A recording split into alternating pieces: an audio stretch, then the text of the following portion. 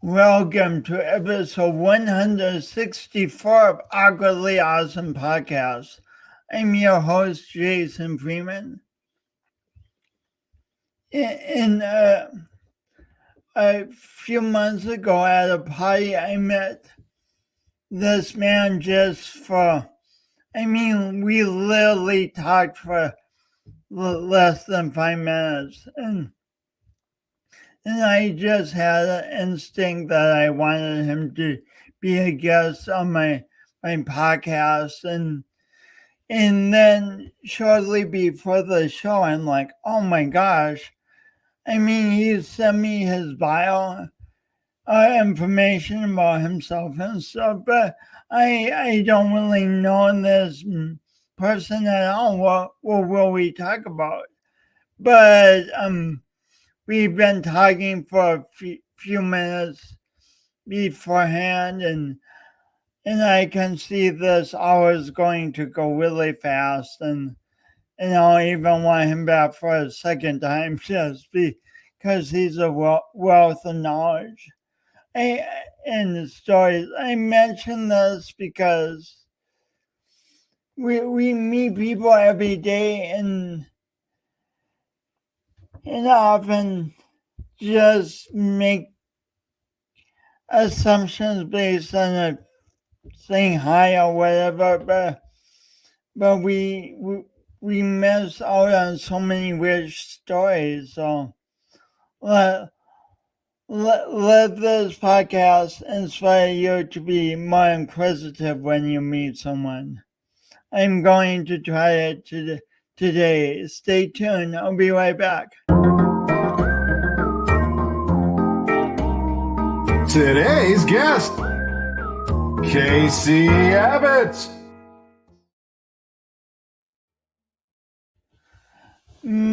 My guest today started first I should say welcome back.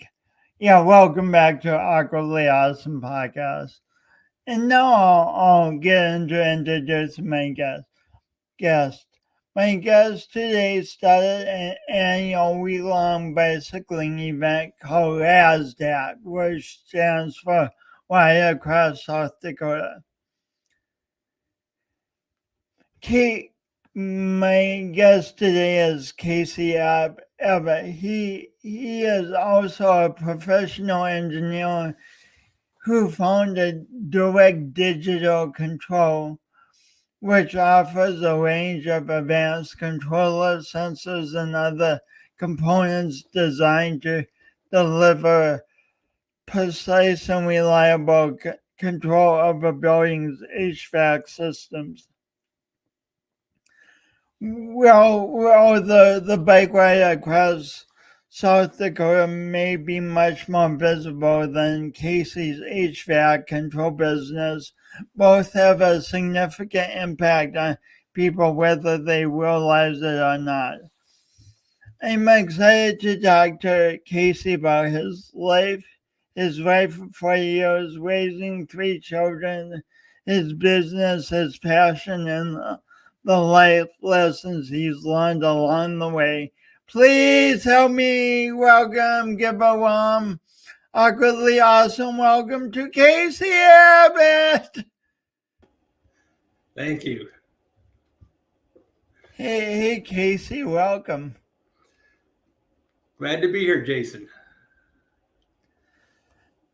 So I like to start people off early in their lives because I find our childhoods are so full of so much, and we don't always talk about them as adults. So where do you grow up? Do you grow up in a major city like New York City or Los Angeles?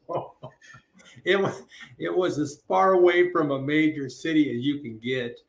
I grew up on a ranch on the Rosebud Indian Reservation, roughly halfway between Winter and Valentine. I went to a one-room country schoolhouse from K through 7th grade. There was one year where there was only 5 kids in that school from K through 8, and 3 of them happened to be my brothers and sisters. So we basically got tutored for 8 years. So I got a great education. So there was 1 year where there was only one other kid besides your siblings in your class. The neighbor girl. Yeah. Wow. In the school or just in your class? No, in the whole school from K through 8. There was only 5 kids in the entire school. So for those of us who are hearing what you're saying but can't envision what that experience would be like, what's it like? Well, you basically, I remember we'd start working in the like for a math book, and you'd proceed at your own pace, and you can go as fast as you want it. And when you got through that grade, you can go to the next grade, and you were, like I said, you were basically tutored, and you could proceed as fast as your abilities allowed you to. And I didn't think about this, until after I'd, and gotten a little older, but it was really a great education. Now, this teacher had to, work with the other kids in the different grades, but, we were, I get to see what the older kids were learning, and it just basically allowed you to proceed at, the pace that you were able to handle. And it was quite the experience. Now, I didn't get a lot of social interaction, but but we made do. To give some context, how far is Winter from where your family's ranch is? Right, we're 35 miles southwest of Winter. And how far from Valentine? About the same distance. So it was a long ways to town. Actually, the closest town was Mission, which is 25 miles away. So it was a pretty isolated area. And, we spent a lot of time. I spent a lot of time with my brothers and sisters, and our family. I had 4 sisters and a brother, and we've remained very close over the years, probably because we spent so much time together as kids. So I don't imagine you had like great television reception growing up. Not much. We I can remember having one channel for a long time, and we had to be creative about the games and stuff we played, and like I said, typically it was with my brothers and sisters, and yeah, we did all kinds of crazy things in the ranch. And I know one thing I remember is, we grew up and we all rodeoed, and when they had people visiting us, we would put on a rodeo, and we would run in these yearlings, and my dad had made a buck and shoot, and and even my sisters would get on, and we would ride 3 or 4 each, and entertain our guest. And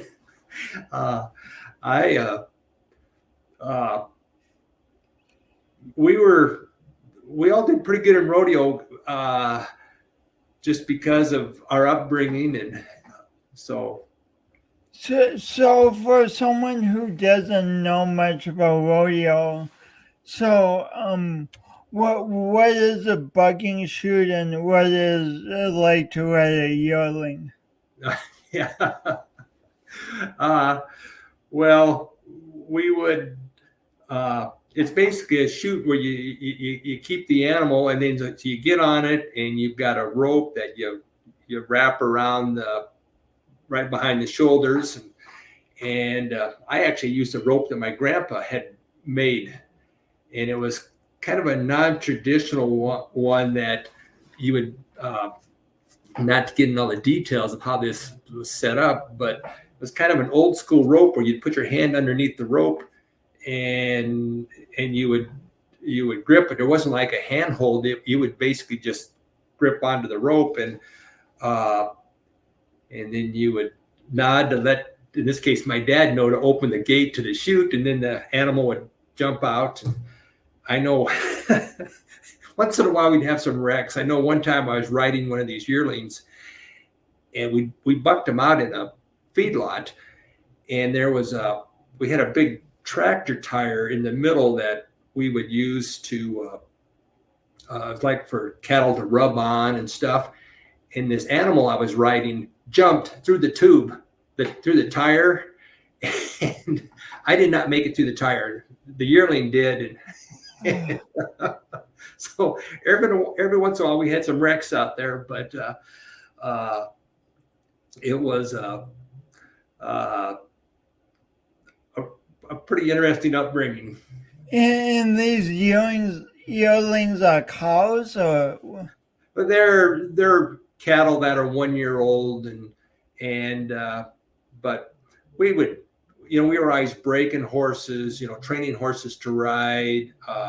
We had some milk cows, and rather than having to chase them in on foot, we broke them to ride. So if there was us kids, we would get on about anything. So we were pretty adventurous and made our own fun out there in the ranch. Wow. It was definitely not like living in New York City.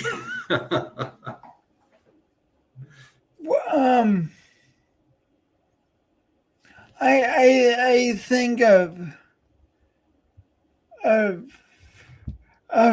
so many young people nowadays.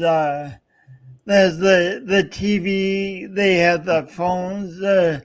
There's so much just constant temptation to be on screens. Yeah. What do you think you learned from not having that temptation available? Well, I know one thing we learned, at work ethic. We had a lot of, we'd have bucket calves to take care of. We had chores to do, and on a ranch, those animals depend on you, and so I think that's where kind of my service ethic and doing the right thing came from growing up on a ranch where when those calves, they were dependent on you to feed them. You just couldn't say, well, I don't feel like doing it today and not show up. And so we had a lot of responsibility growing up. We were key members of the ranch and keeping it operating. So we got that responsibility, and then, but there was time for play, and you had to be creative and develop your own entertainment, which in hindsight for all of us kids was really a great way to grow up, and like I said, me and my brothers and sisters are all very close. I didn't ask you, how many siblings do you have? I've got 4 sisters and 1 brother. Like 6 years ago, I lost a sister to breast cancer, but yeah, we have remained close. And like I said, I'm very fortunate. My parents are still alive and still very active, still involved on the ranch, which is pretty amazing that my dad being 90 and my mom 85. So tell a little bit about what your dad still does on the ranch at 90. He is like the healthiest 90-year-old I know. He's out there, he'll be welding farm equipment. He's pretty much a legend out there. He'll still drive to Sioux Falls once in a while to come over. So he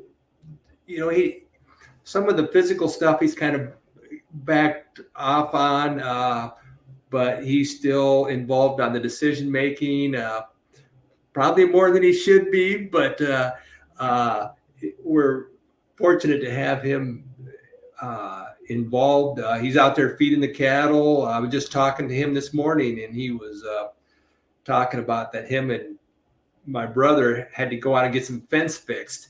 And I'm thinking, what 90-year-old is out there fixing fence, And this is barbed wire fence, barbed right? wire. Yeah, this is barbed wire fence, and that's not easy work. No, it's not easy work. There's a lot of that ranch work. I mean, yeah, a lot of it's become more automated. We got some nice equipment, but there's a lot of it that's still manual labor. And I hope when I'm 90 that I'm doing as well as my father. Yeah, it's very inspirational.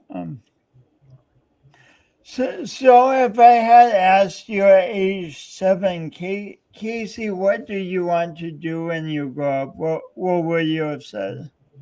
When I was age 7, you asked me? Boy, one of the disadvantages of being in an area like that where we were pretty isolated, you didn't realize about all the great opportunities that were out there. And, we had, one TV channel coming in but I always loved learning. And I'd get teased because I remember we had a set of encyclopedias, and I just loved reading those encyclopedias. And I always loved math, so I knew that something involved in math and science I was going to be interested in it. And that was kind of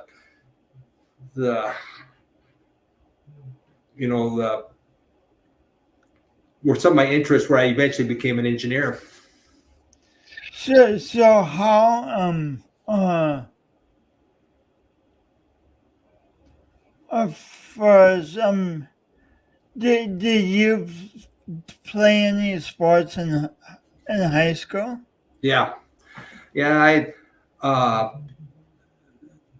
in high school I played football. I didn't start until I was a freshman, and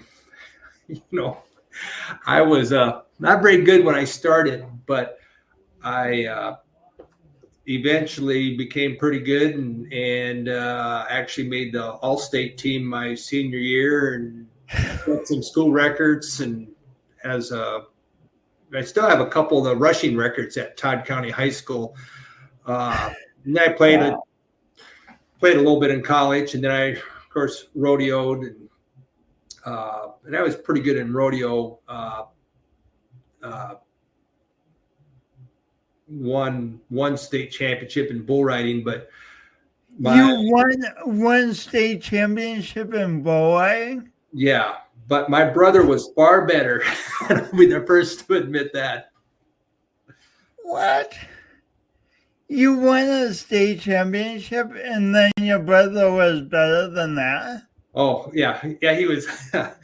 And I've got a brother-in-law that did even better. So I'm the low man on the totem pole back home. I have no bragging rights.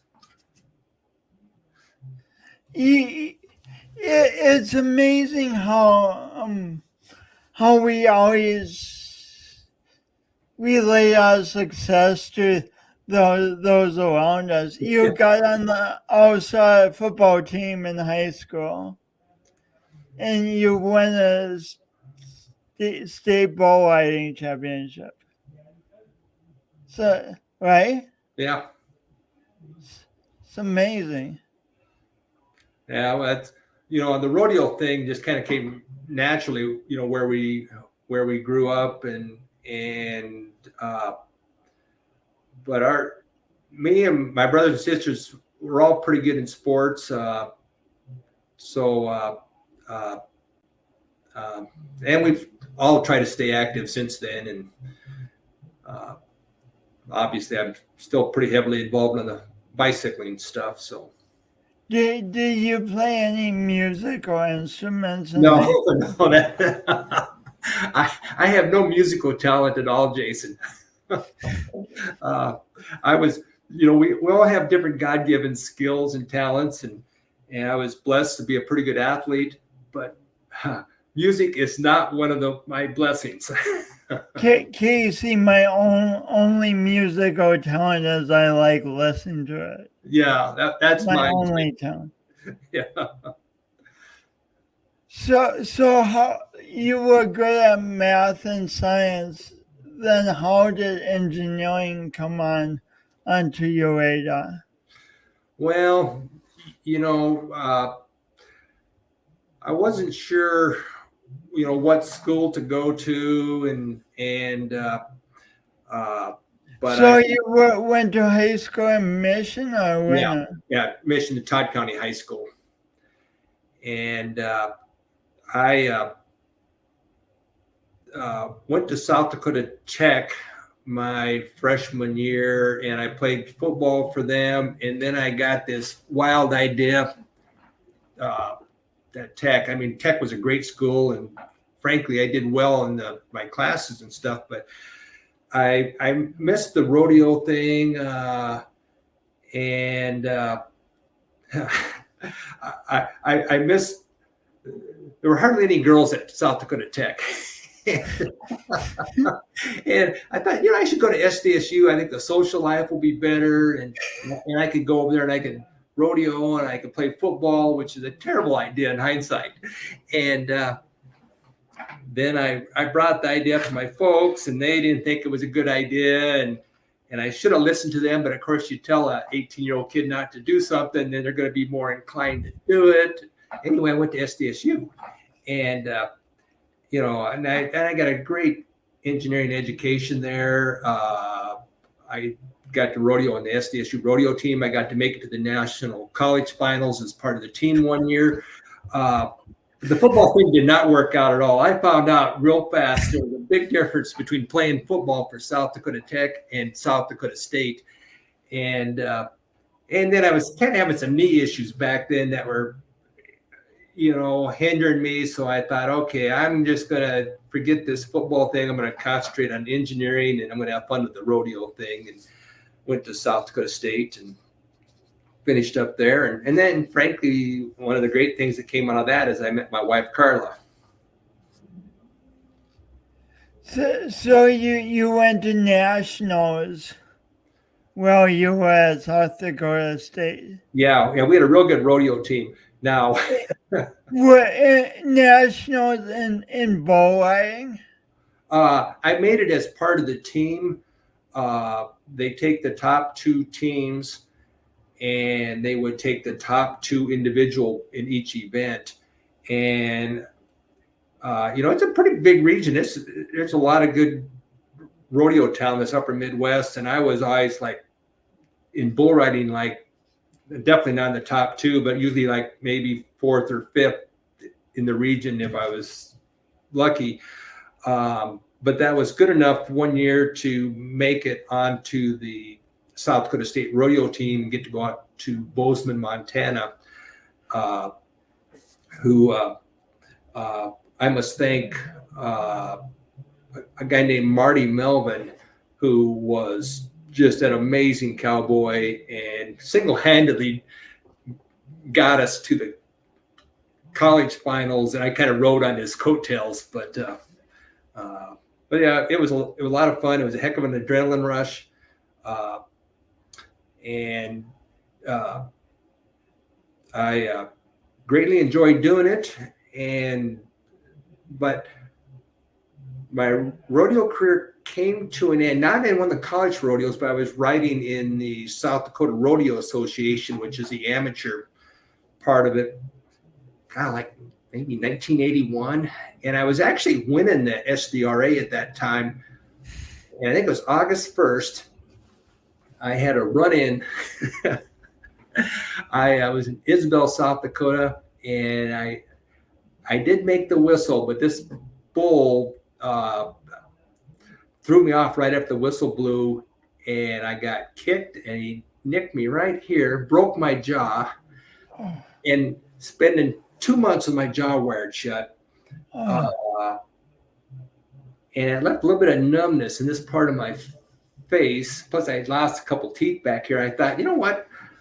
I think it's time to just stick to being an engineer and quit risking my neck. And of course, back then we didn't take the safety precautions that the guys do nowadays. Where they wear the helmets, the flat guards. That was not the cowboy way back in the early 1980s. You pulled your hat down and you didn't worry about. I mean, you wouldn't have shown up with a helmet on. So, but yeah, after spending 2 months with my jaw wired shut, I said, okay, that's enough of that stuff. That sounds very like a challenging 2 months.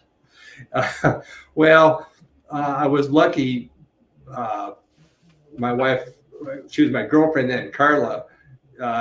She helped nurse me back to health. So I had her assistance, but yeah, it was pretty miserable. And even though it was quite tempting to go back and start bull riding again, I almost figured God left this little bit of numbness as a reminder. You don't want to be doing that. So that was my last ride. Before we go on, I think most of us are probably familiar with the image of a bull rider going out of the chute and going for trying to stay on. But what's bull riding like from a rider's perspective? It's probably the best adrenaline rush you will ever get. And I think you say this about most rodeo contestants, but especially in bull riding. It's, it's a heck of an adrenaline rush. It's very addictive.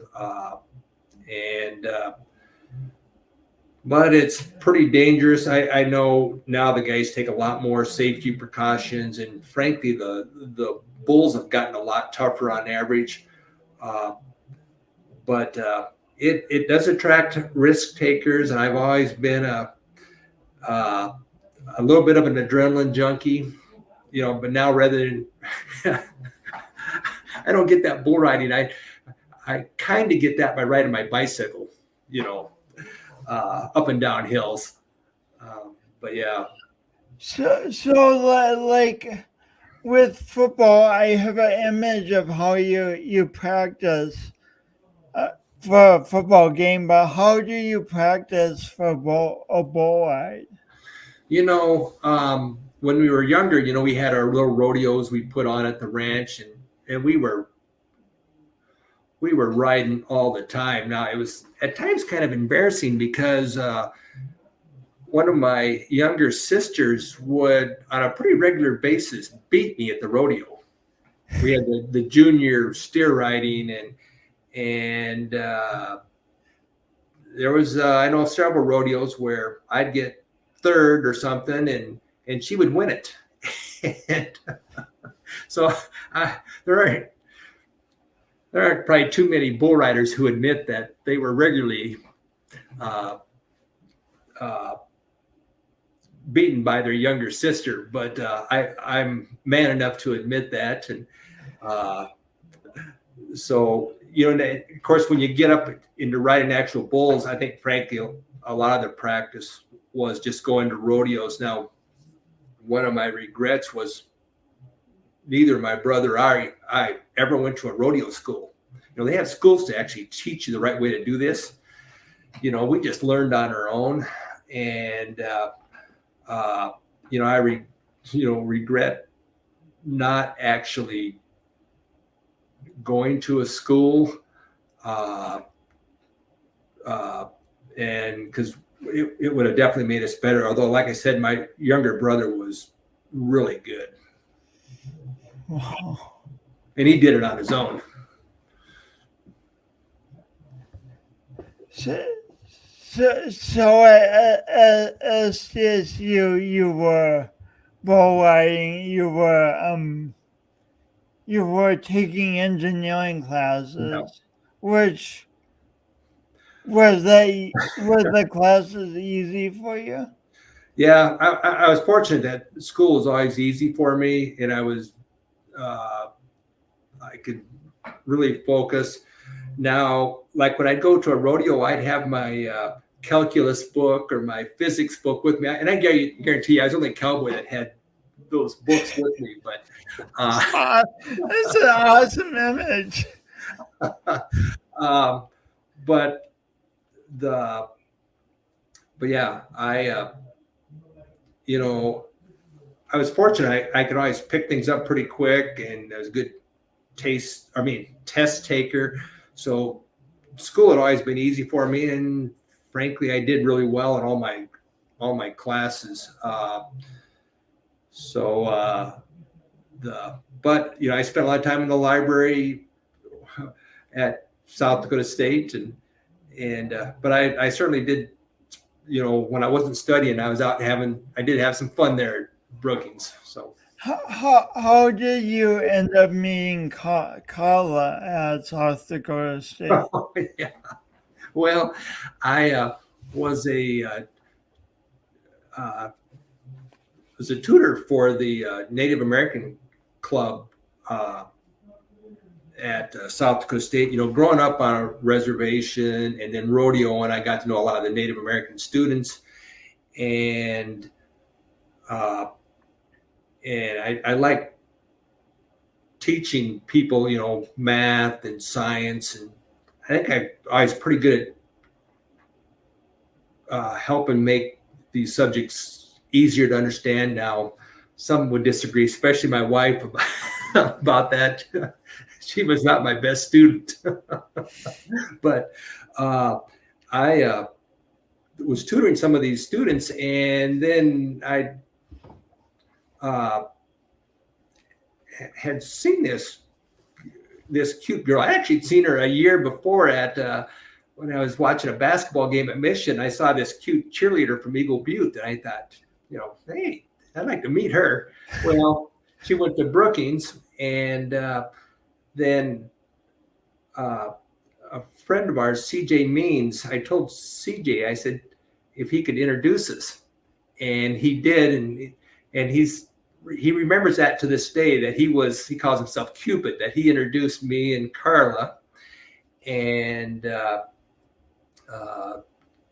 so that's how it was arranged by our friend CJ, and we started going out, and that was like 42 years ago, and it's like I said, very fortunate and blessed to have met her, and that she's part of my life. What do you love about being married? Just the shared experiences. Carl and I, we both grew up on reservations, although I'm not native. She's half Cheyenne River Sioux, but we share a lot of the same humor that you find on the reservations. We have a lot of the same common interests. We both have worked hard to try to help people from back home. So it's, nice. We have that shared background. We both have a real strong service mentality, trying to help other people, and however we can. And there's been challenges through the years, but just those shared experiences that we can talk about over a 40-year span, going out to Michigan State, I was doing some graduate work, and Carla finished up her nursing degree, and we didn't know anybody out there. So meeting people from all over the world, that experience, living in Minneapolis for 3-4 years, experience of raising our 3 children, just that shared time together, to have someone that you've spent that many years together, and we're still actively planning, what we want to do from here on out. So my wish would be, everyone could be that blessed. So. You mentioned the word service mentality, so the term service mentality several times. What does that term mean to you? It means if you see something that you can do to help somebody else out, I think you got an obligation to step up and help that person. We're here to help other people out. And, that could be as simple as just a kind word to somebody that you just met on the street. Or being on someone's podcast who you just met on the street. Well, just being open to talking to different people. When we went out to your place where you and I met, and it was a beautiful day, and just meeting different people and learning about them, and I loved your story, but just trying to, when you see an opportunity to help somebody, lend a hand. And like, I've been very blessed with both parents still alive. I got great brothers and sisters. I have good health, and I just feel that where I can, I should try to help others out. And frankly, when you're helping somebody else out, it frankly does more for you than than that individual. But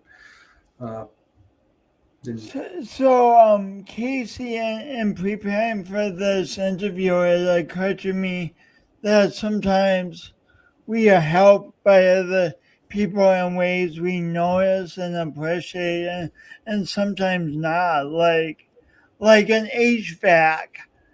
Yeah. You're literally helping people not freeze to death in the winter, and not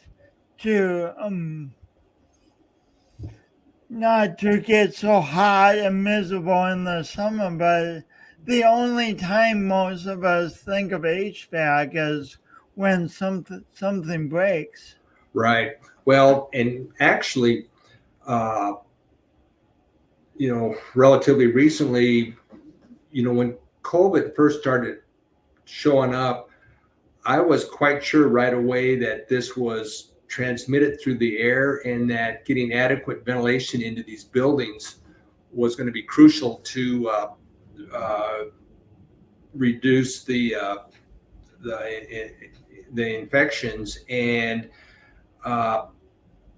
so I was telling our customers that, hey, we need to get more fresh air brought into these buildings. And I contacted, some of the government agencies saying, hey, ventilation is a key way that we can help minimize the spread of COVID. And as time went on, the CDC started recommending the same thing, that, hey, we need to increase ventilation rates. So in the business I'm in, we're automating commercial buildings, but, we ensure that buildings are adequately ventilated, which is a key way of controlling these infectious diseases. And of course we maintain, temperatures, keep people comfortable. And then we try to be as energy efficient as we can be, which is a key part in the whole sustainability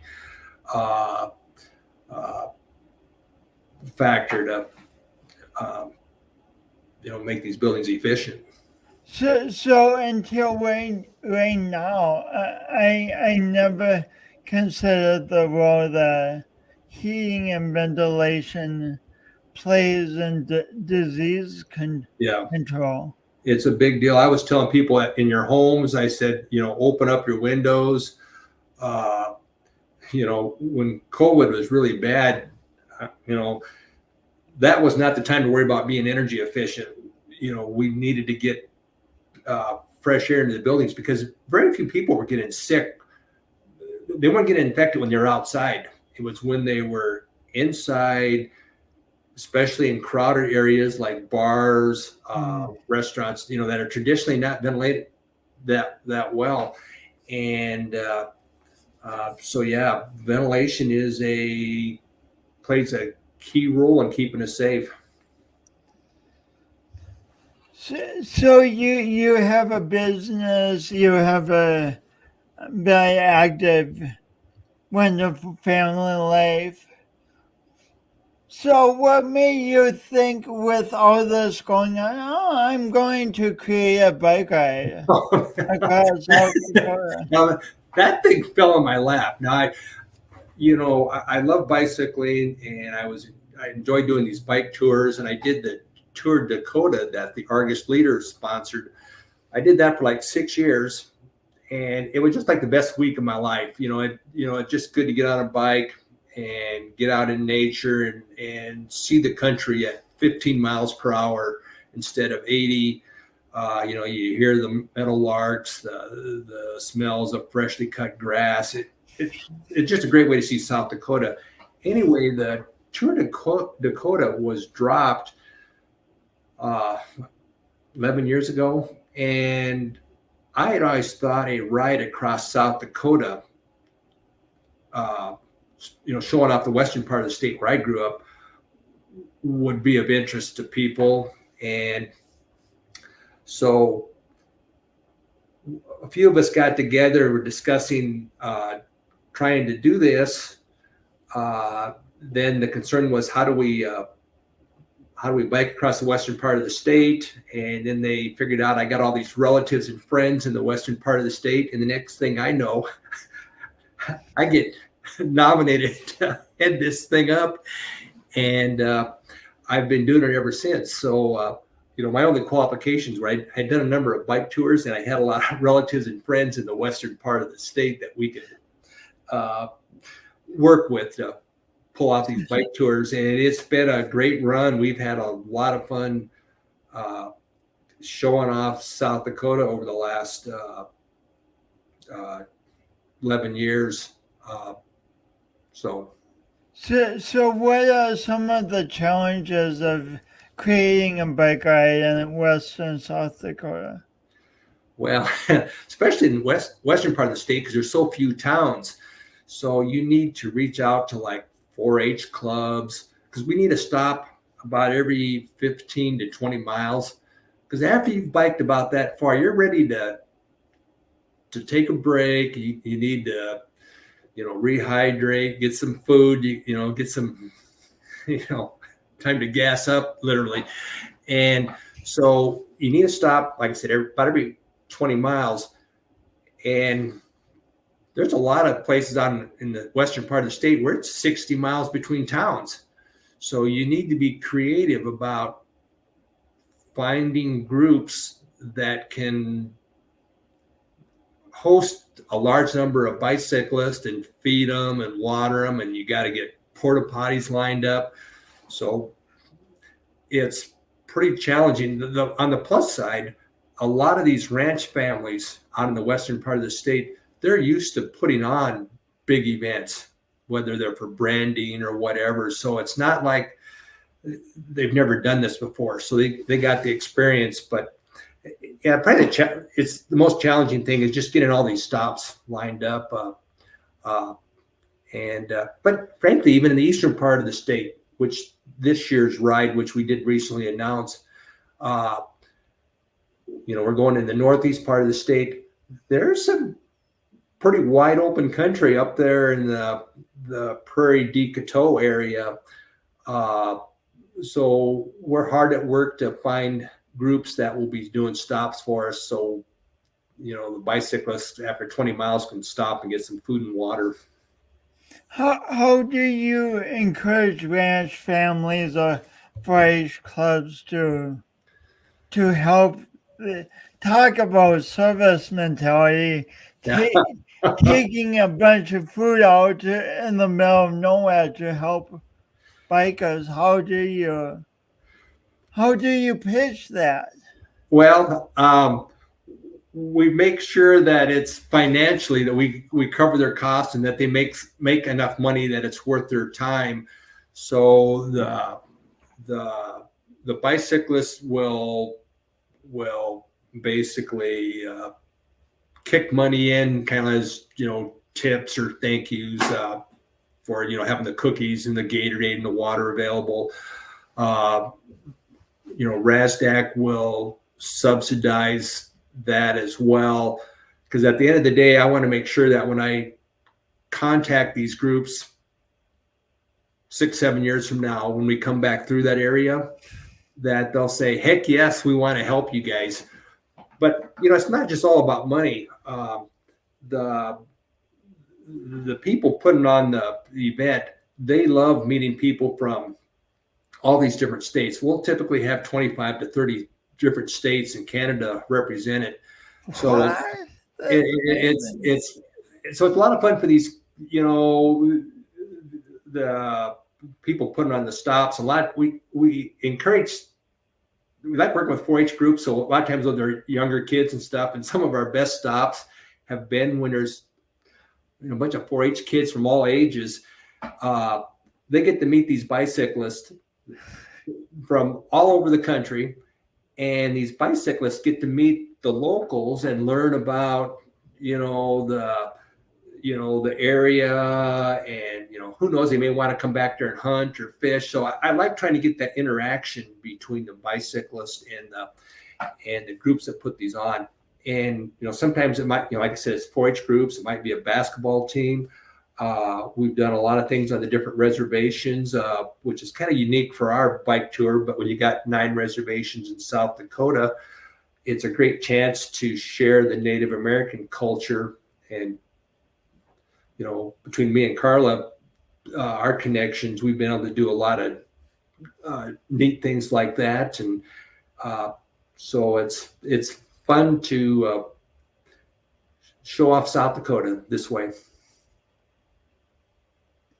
Well, it sounds like it takes a lot of engineering to plan out the routes almost. Oh yeah, we've got, and you can tell an engineer's involved in this, but I've got some great volunteers.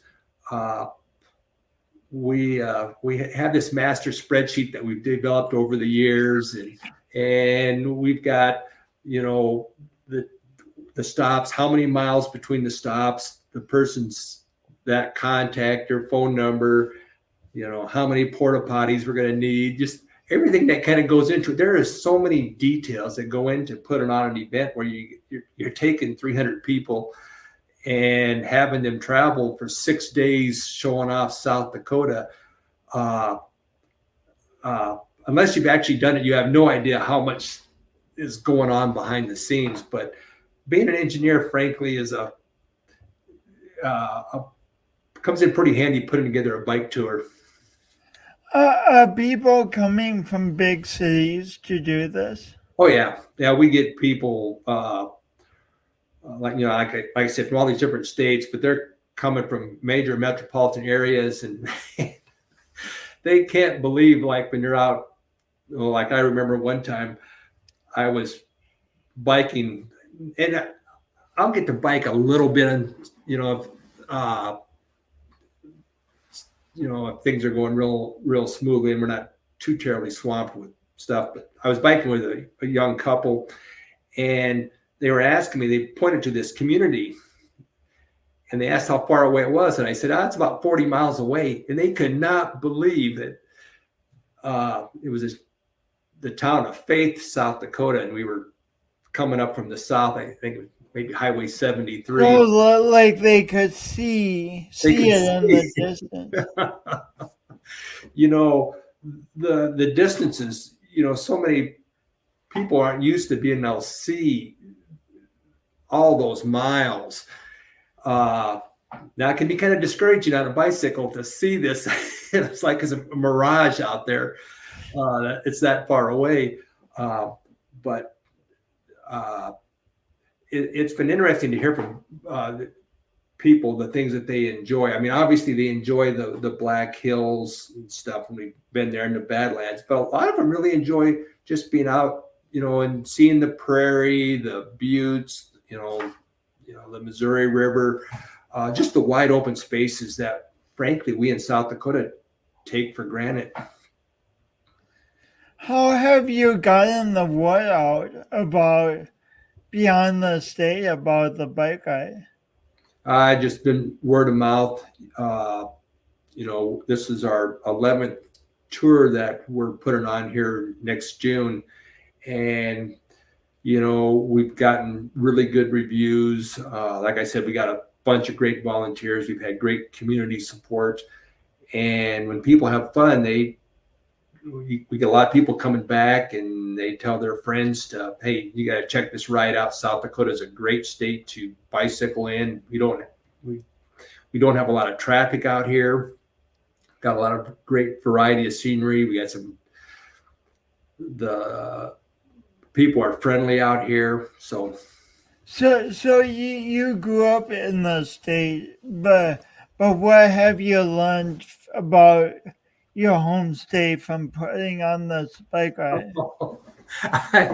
Every year I'll get a surprise. I thought I've been on all these different,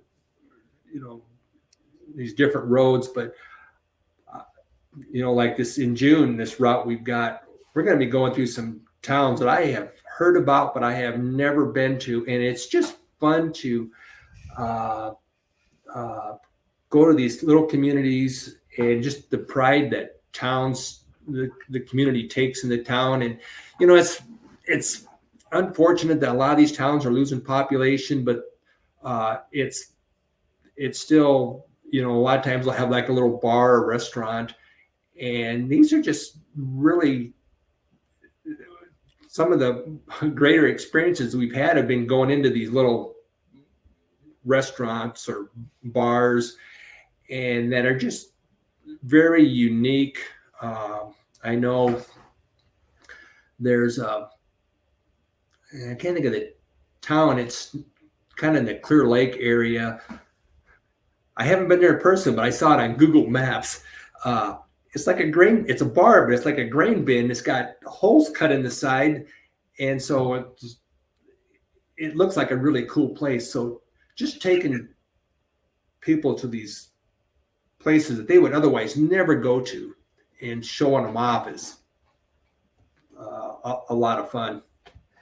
It does amaze me. I go to lots of small towns driving, but the level of creativity in small towns and putting new things together, and I'm always discovering surprises. It is so much fun, and what they'll do. I know,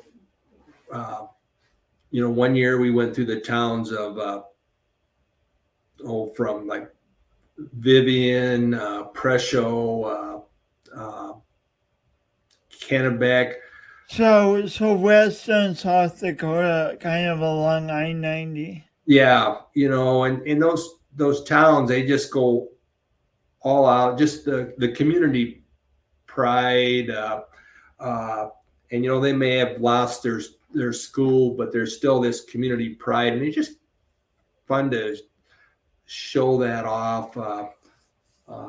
Another wild that it's kind of fun. I got control of where I take people, and so I can take them to these different places, and so like I've taken them to a Hutterite colony. We had lunch at a Hutterite colony. Wow. And that was pretty amazing. Yeah. But of course I had to get talking to the the guy that was in charge of the Hutterite colony, explaining to him that this is a bike tour and that people were pedaling. It wasn't a bunch of guys on Harleys. And that was a great experience. We've done an overnight at Red Cloud Indian School, which is probably one of the coolest things we ever did. People were just amazed by that place. It's on the Pine Ridge Indian Reservation, which, unfortunately gets a lot of negative press, but there's really some beautiful people there and beautiful places to see. And the Red Cloud Indian School is one of those. And we did an overnight there, and people just raved about it afterwards. So, it's those kind of things make all the time and effort that it takes to put this on worthwhile. And it does take a lot of time and effort, but we make a lot of people happy, and it makes it all worthwhile. Sounds really wonderful. It's been a lot of fun. It's a hell of a lot of work, but it's been a lot of fun. What would you say? We're wrapping up, but what would you say about not giving up when times get tough? Oh, yeah. I think an important trait is to be resilient, persistent. Life can be very challenging at times for all of us. And, I think about like my father or my great grandfather, ranching out there, growing up during the Depression. Those were really difficult times. I know my grandpa talked about breaking horses and making $5 during the Depression, to just have a little money so they can get some food. It's important to realize that, hey, the bad times don't last, and that don't ever give up. And also don't be willing to ask for help. There's plenty of people out there that are willing to, help. But yeah, I believe strongly, just don't give up. Be persistent, and good things will happen. This leads into my last question. On my show, I talk about the power of doing our imperfect best. And what that means to me is that I envision the best I want and then go for it. But then when mistakes happen and when obstacles happen, instead of giving up, I try to learn from all of that and move forward. What does doing your imperfect best mean to you, Kasey Abbott? Yeah, I love that term you're using, because anything we do, if you wait till everything is perfect, you're never going to do anything. You have to make decisions based on incomplete information, and you got to go into things knowing that things aren't going to work well. Like a bike tour. There's going to be some things that don't work out the way you want, but have this view that every year try to do better, with the understanding that it's just the randomness out there and in the world that some stuff isn't going to work, but still go ahead and do it. And a lot of times we overblow the things that can go wrong, and we don't think enough about all the things that can go right. And focus on that. Be realistic that, hey, there's going to be some stuff that doesn't work out, but too many people, when you're looking back on your lives, wish they would have taken more risk. And take some risk. If you even if it fails, if you learn something, you really didn't fail. You learned something. So I encourage people, if they got a dream, to take a shot, take some risk, and we're all blessed to get a little bit of time. Try to do that to make a difference, make things better for other people, and so. Well, wise was thank you. It's an honor to have you on the show. Thanks so much for taking the time. Well, I love what you're doing here, Jason, and keep up the great work. You're an inspiration to me, so thank you. You're welcome. I appreciate it, Kasey. Wow. Things happen so fast. Like I said at the beginning, I just talked to Kasey maybe 5 minutes, and that could have been the end of talking, because I mean, who knows if we would have seen each other again, but how nice to have an hour conversation and learn stuff about this man. Before today, I didn't know he grew up on a ranch in the middle of a ranch land. I sure didn't know he did rodeo until this very conversation, and it's like amazing. It's amazing. So I encourage you to be curious about the people you meet, and then ask questions, and also know you have a powerful story yourself for people who haven't met you yet, and be open to sharing your own story. Well, those are my thoughts for today. Thanks for tuning in and learning and being inspired by Kasey. Tune in for another amazing guest next week. Till then, you are the best and only you in the world. Thanks for being you. And